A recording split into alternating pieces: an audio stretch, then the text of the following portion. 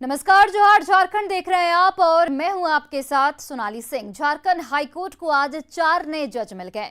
Justice Gautam Kumar Chaudhary, justice Ambujnath, justice Navneet Kumar और justice Sanjay Prasad ने पद और गोपनीयता की शपथ ली। हाईकोर्ट के chief justice doctor Ravi Ranjan ने चारों जजों को शपथ दिलाई। शपथ ग्रहण के बाद चीफ जस्टिस ने सभी नए जजों को बुके और नियुक्ति से संबंधित नोटिफिकेशन वारंट देकर भविष्य के लिए शुभकामनाएं दी। शपथ ग्रहण के बाद चारों नवनियुक्त न्यायाधीशों ने वहां मौजूद न्यायिक अधिकारियों, सीनियर लॉयर और अपने परिजनों के साथ मुलाकात की। शपथ ग्रहण के बाद हाईकोर्ट में जजों की संख्या 19 तक पहुंच गई है, जबकि यहां कुल स्वीकृत पद 25 हैं।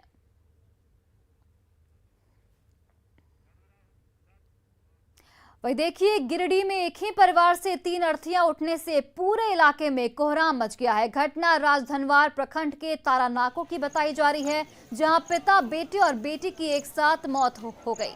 यहां के अल्ताफ अंसारी उड़ीसा में काम कर अपने परिवार का भरण पोषण करते थे।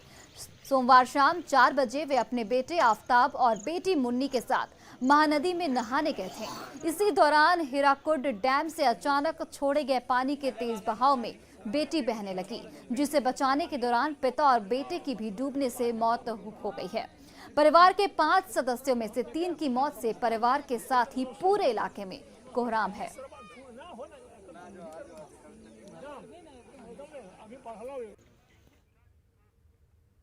और इसी बीच धनबाद से एक बड़ी खबर, जहां सड़क पर एक टूरिस्ट बस पलट गई है। धनबाद से एक बड़ी खबर आपको बता रहे हैं, जहां पर सड़क पर टूरिस्ट बस पलट गई है। बस पलटने से 20 लोग घायल बताए जा रहे हैं और सभी घायलों को अस्पताल भर्ती कराया गया है। पश्चिम बंगाल से ऋषिकेश जा रही थी टूरिस्ट बस। आपको बता दें कि पश्चिम बंगाल से ये टूरिस्ट बस ऋषिकेश की ओर जा रही थी। धनबाद के गोविंदपुर देवली के पास ये पूरी घटना बताई जा रही है। धनबाद से एक बड़ी खबर आपको बता रहे हैं, जहां पर सड़क पर टूरिस्ट बस पलट गई, जिसमें 20 लोग घायल बताए जा रहे हैं। फिलहाल सभी घायलों का इलाज जारी है। आपको बता दें कि ऋषिकेश की ओर बस जा रही थी। पश्चिम बंगाल से ऋषिकेश जा रही थी टूरिस्ट बस और इस दौरान ये हादसा हुआ, जिसमें 20 लोग घायल बताए जा रहे हैं। वही देखिए, गुमला के सिसई प्रखंड के भोला राव का शव बिहार में हाजीपुर के एक तालाब से बरामद हुआ है। मृतक हाजीपुर के एक ईंट भट्टा में मजदूरी करता था। बारिश की वजह से भट्टा में काम बंद था। इसी बीच 5 अक्टूबर को भोला का शव पानी में तैरता हुआ मिला। परिजनों ने गांव के सुकरा उराव पर मृतक को काम के बहाने बाहर ले जाकर बेचने का भी आरोप लगाया है। साथ ही मानव तस्करों पर कड़ी कार्रवाई की मांग की है।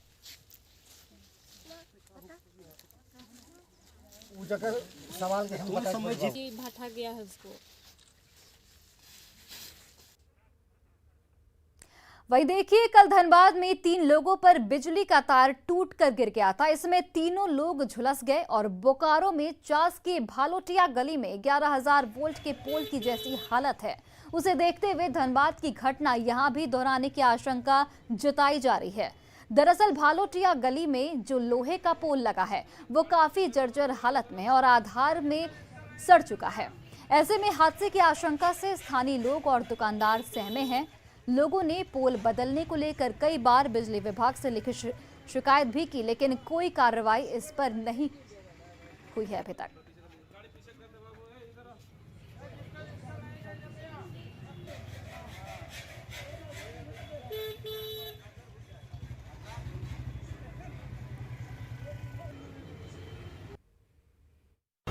जो सिर्फ ऊपर से लटक रहा है, नीचे से खाली है।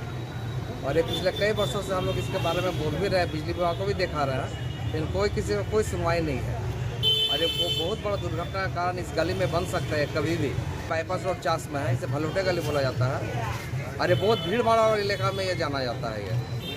इसलिए प्रशासन और बिजली विभाग से निवेदन है कि इस पोल को जल्द से जल्द बदला जाए। ये मामला पिछले कई सालों से हम लोग बिजली विभाग को बता रहे हैं कि ये जो 11,000 का पोल है, ये नीचे में पूरी तरह से सड़ चुका है।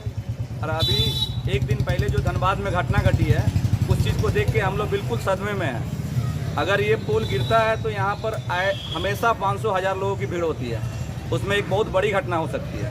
और हम लोगों ने बिजली विभाग के लोगों को कई एक बार बोला कि इस पुल को बदला जाए, तो उन्होंने जवाब दिया कि अभी ये पुल चलेगा, मगर हम लोग को ये अंदेशा है कि ये पुल कभी भी गिर सकता है, इसलिए हम लोग चाहते हैं कि जल्द से जल्द इस पर कार्रवाई हो, अन्यथा बहुत बड़ी घटना।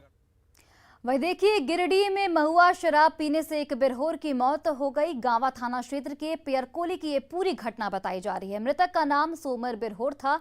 सुबह में होश नहीं आने पर उसे सीएचसी ले जाया गया, जहां से उसे सदर अस्पताल रेफर किया गया, लेकिन इलाज के दौरान उसकी मौत हो गई।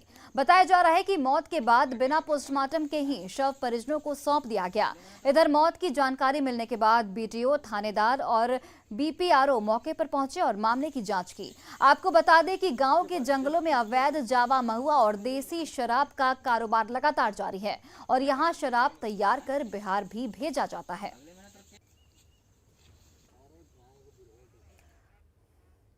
राजधानी रांची के निगम क्षेत्र में चलने वाले तमाम ऑटो परिवहन विभाग के निर्देशों की खुलेआम धज्जियां उड़ाते रहे हैं। दरअसल 1 अक्टूबर को अपने दिए नए निर्देश में परिवहन विभाग ने निगम क्षेत्र में चलने वाले सभी ऑटो के सामने वाले ग्लास पर रेड चार्ट लगाना अनिवार्य किया था। साथ ही सभी ऑटो चालकों को नीली जैकेट वर्दी और ऑटो में फर्स्ट एड बॉक्स रखने के निर्देश भी दिए गए थे, लेकिन न्यूज़ 18 की पड़ताल में सारे नियम ताक पर दिखे। रातू रोड चौराहे पर ऑटो चालकों की मनमानी का जायजा लिया हमारे सहयोगी संजय कुमार सिन्हा ने। राजधानी रांची में परिवहन विभाग के निर्देशों का पालन किस तरह किया जा रहा है, इसकी एक वानगी आपको दिखलाते हैं। हम इस समय मौजूद है राजधानी रांची के रातू रोड में, जहां 1 अक्टूबर को परिवहन विभाग के निर्देश के मुताबिक सभी ऑटो में इस तरह का जो यात्री किराया देख रहे हैं कि ऑटो भाड़ा तालिका, इसे अपने आगे की जो शीशा होता है ऑटो में, उस शीशे पर लगाना था। साथ ही सभी ऑटो चालकों को नीली वर्दी में नजर आना था और अपने ऑटो में एक जो फर्स्ट एड बॉक्स होता है उसको रखना था। आपके शीशे के जो ऑटो लगाना है, ऑटो भाड़ा तालिका नहीं है। हाय कहाँ है? निकालिए, जरा निकाल कर दिखाइए कहाँ रखे हैं आप। कि जिस किराया तालिका को सामने की जो शीशा होता है ग्लास पर होना चाहिए, तो ग्लास में ना होकर के बैग के भीतर है। आप इसको 60 ले रहे सर, 60 ले, तुरंत 60 ले रहे हैं। हाँ, तुरंत 60 ले रहे हैं।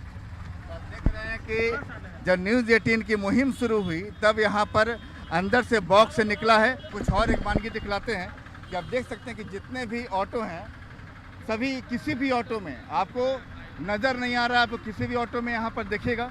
हम और दिखला रहे हैं आपको कि देखिए ये पूरी ऑटो भरी हुई है। भैया, आपने यहाँ पर जो है ऑटो भाड़ा तालिका नहीं लगाया सर, जो भाड़ा है वही ले रहे हैं। यहाँ से रातू रोड से पिस्का मोड़ का भाड़ा कितना है? रातू रोड से पिस्का मोड़ भाड़ा, पिस्का मोड़ का 10 रुपये रातू रोड से, और काठी टाड़ आपने चिपकाया क्यों नहीं? काठी टाड़ का 30 रुपये सर। आपको चिपकाना था ना। चिपकाएंगे सर, चिपका लेंगे सर। कुछ लोग जो ऑटो ड्राइवर जागरूक हैं उन्होंने बाकायदा यहाँ पर लगा के रखा है, लेकिन जो लोग आपने नीली वर्दी नहीं पहनी है, जो वर्दी पहनना था नहीं मिला है सर, नहीं मिला है। क्या खरीद कर पहनना है ना? हाँ, खरीद कर पहनना। नहीं खरीद नहीं, बनवा रहे हैं अपने पैसे से ना। नहीं वो खरीदेंगे, 300 बोला है, देंगे। 3 मानक तय किए गए थे। ये ऑटो के सामने जो है इस तरह के ग्लास पर यहाँ जो है ऑटो किराया भाड़ा जो यहाँ पर है, देखो ऑटो भाड़ा तालिका सटी होनी चाहिए। दूसरी की जितने भी ऑटो चालक हैं उनके शरीर पर नीली जैकेट वर्दी होनी चाहिए, लेकिन यहाँ वर्दी नहीं है। और तीसरी चीज़ कि आपके ऑटो में फर्स्ट एड बॉक्स होना चाहिए। क्या फर्स्ट एड बॉक्स है आपके पास? कौन बात? फर्स्ट एड बॉक्स, जो चोट लग जाए तो दवा उबा डेटॉल रहता है। हाँ है नीचे में, हाँ लेके चलते ही कौन मैम। आपने अपने ड्रेस में रखा है नीली वर्दी दिए सिलाने के लिए। भैया बोले कि बाबू वर्दी सिलवा, तो दिए सिलवाने के लिए वर्दी। इसे आप संजीदगी कहें या लापरवाही कहें, लेकिन साफ है कि परिवहन विभाग के नियमों की रातू रोड में धज्जियां उड़ाई जा रही हैं। लिहाजा अगर परिवहन विभाग को अपने नियमों का पालन कराना है तो इसे सख्ती से लागू करना होगा। कैमरामैन अमित के साथ संजय कुमार सिन्हा, न्यूज़ 18 रांची। शारदीय नवरात्र का आज दूसरा दिन है। आज मां के ब्रह्मचारिणी स्वरूप की पूजा हो रही है।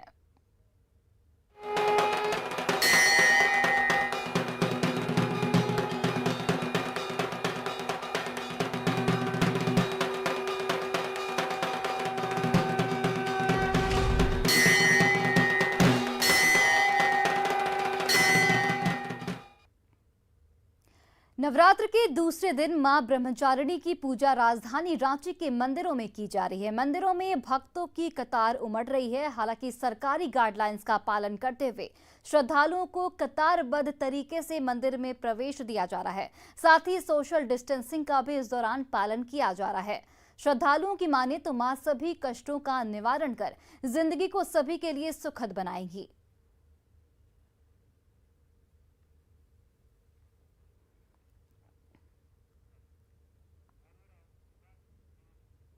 वहीं देखिए, नवरात्रि पर हर बार रांची में जैप वन की पूजा खास तरीके से होती है। यहाँ मां के निराकार स्वरूप की पूजा की जाती है और मां से शक्ति की मांग की जाती है। दरअसल जंगल और बेहड़ इलाकों में नक्सलियों से और दुश्मनों से लड़ने वाले जवान नवरात्रि पर मां से शक्ति की मांग करते हैं। साथ ही यह प्रार्थना भी करते हैं कि दुश्मनों से लड़ते वक्त उनके हथियार हमेशा उनके साथ रहें और कभी भी धोखा न दें। मां के निराकार पूजा के कारण ही यहां बलि भी दी जाती है। कल कलश स्थापना के दिन जैप वन जवानों ने फायरिंग कर मां का आह्वान किया और उन्हें सलामी भी दी। रांची के जैप वन में नवरात्रि के दूसरे दिन पूजा का जायजा लिया न्यूज़ 18 से हमारे सहयोगी संजय कुमार सिन्हा ने। नवरात्रि पर मां दुर्गा की पूजा तो सभी जगह होती है, लेकिन राजधानी रांची में जैप वन में जो मां दुर्गा का आह्वान किया जाता है वो आह्वान कुछ अलग तरीके से होता है। मां चूंकि सिद्धिदात्री के साथ साथ शक्ति माता भी हैं, लिहाजा मां से शक्ति की मांग की जाती है। यहाँ पर जैप वन में आज दूसरे दिन की पूजा चल रही है। हम पंडित जी से बात करेंगे। पंडित जी, जैप वन में जो पूजा होती है, दरअसल यहाँ की पूजा दूसरों से अलग कैसे है? हम लोग निराकार में पूजा करते हैं। माँ की रूप नहीं होती है, माँ की निराकार में पूजा करते हैं। हम लोग आकार दे के पूजा नहीं करते हैं। निराकार में पूजा करने से क्या होता है कि बलि प्रथा हम लोग कर सकते हैं। तीन पिंडी में तीन पिंडी की पूजा है। तीन पिंडी में 9 देवियों को लेकर के हम लोग को पूजा करना पड़ता है। और हमारे वाहिनी में जितने भी जवान लोग बाहर में ड्यूटी जाते हैं तो उन लोगों का सुरक्षा के लिए भी हम लोग विनती करते हैं माँ से कि उन लोग का न हथियार कभी धोखा दे, न अस्त्र शस्त्र धोखा दे, ये सोच के हम लोग प्रार्थना करते हैं। जैप वन में मां के निराकार रूप की पूजा होती है। क्योंकि जैप के जवान सुरक्षा में लगे रहते हैं और सुरक्षा में लगे होने की वजह से हथियारों की पूजा की जाती है। बलि प्रथा भी यहाँ पर नियम है। इसमें एक सबसे बड़ी बात जो है कि मां से शक्ति की मांग की जाती है। हमारे साथ एक जवान यहाँ बैठे हैं पूजा में, हम उनसे बात करेंगे। कोविड के चलते थोड़ा सा हम लोग कम मात्रा में हम लोग पूजा कर रहे हैं।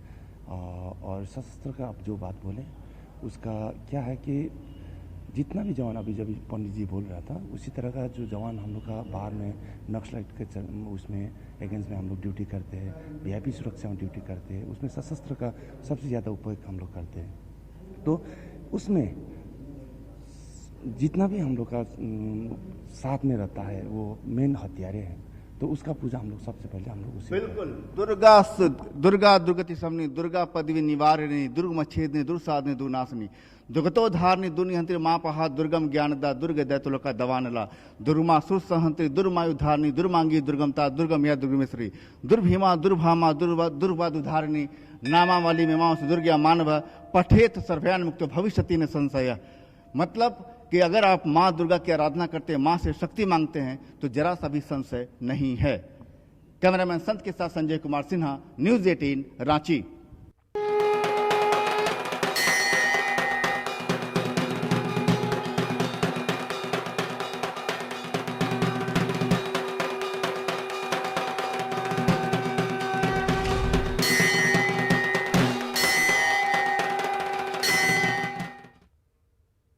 वहीं देखिए, सिमडेगा में रेप की घटनाओं में लगातार हो रही बढ़ोतरी से पुलिस प्रशासन के साथ आम लोगों की भी चिंता बढ़ती जा रही है। यहाँ एक साल में 50 से अधिक दुष्कर्म के मामले सामने आए, जिनमें 58 रेपिस्ट को जेल भेजा गया। दुष्कर्म से जुड़े मामलों में लगातार पुलिसिया कार्रवाई की जा रही है, लेकिन वारदात नहीं थम रहे। ऐसे में एसपी ने जिले के लिए कलंक बने इन वारदातों को रोकने के लिए जागरूकता पर जोर दिया है। के साथ कार्रवाई कर रही है। बहुत ही तत्परता पूर्वक दुष्कर्म के कांडों में हर थाना, हर ओपी के स्तर से कार्रवाई की जा रही है। कहीं पर सुस्ती नहीं बरती जा रही है, लेकिन फिर भी घटनाएं हो रही हैं। मैं समझता हूं कि जागरूकता अभियान चलाया जाना बहुत ज़रूरी है। वहीं पेट्रोल के बढ़ते दाम और प्रदूषण की समस्या से मुक्ति पाने के लिए इलेक्ट्रिक बाइक कारगर उपाय है, लेकिन अधिक कीमत से इसे आम लोग इस्तेमाल नहीं कर पा रहे हैं। गिरिडीह के एक युवक ने जुगाड़ तकनीक से इलेक्ट्रिक बाइक बनाई है। पुरानी बाइक को राजकुमार राणा ने मॉडिफाई कर 40 साल पुरानी बाइक को इलेक्ट्रिक बाइक की शक्ल दिया है। इस इलेक्ट्रिक बाइक में 12-12 वोल्ट के 4 बैटरी लगे हैं, जिन्हें बिजली से चार्ज किया जाता है। 3 से 4 घंटे में चार्ज होने के बाद ये बाइक 35 से 40 किलोमीटर तक चलती है। बाइक की अधिकतम स्पीड 45 किलोमीटर प्रति घंटे है। न पेट्रोल का झंझट, न बाइक की शोरगुल और न ही धुएं से वायु प्रदूषण का खतरा। वहीं गियर और क्लच के लिए किचकिच से भी मुक्ति।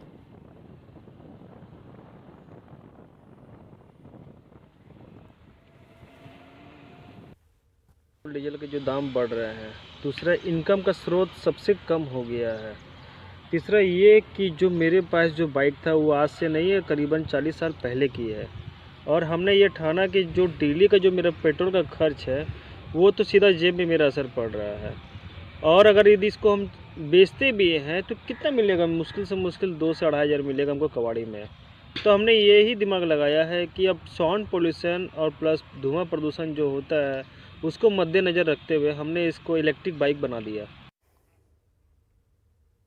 वही देखिए, मुंगेर जिले में वैक्सीनेशन की गति बढ़ाने को लेकर जिला प्रशासन ने पूरी ताकत झोंक दी है। त्योहारी मौसम में घर वापसी आने वालों की भीड़ देखकर स्वास्थ्य विभाग की टीम चौकस हो गई है और स्वास्थ्य विभाग की टीम और स्थानीय प्रशासन मिलकर एक साथ वैक्सीनेशन और जन जागरण अभियान को तेज गति देने में लग गए हैं।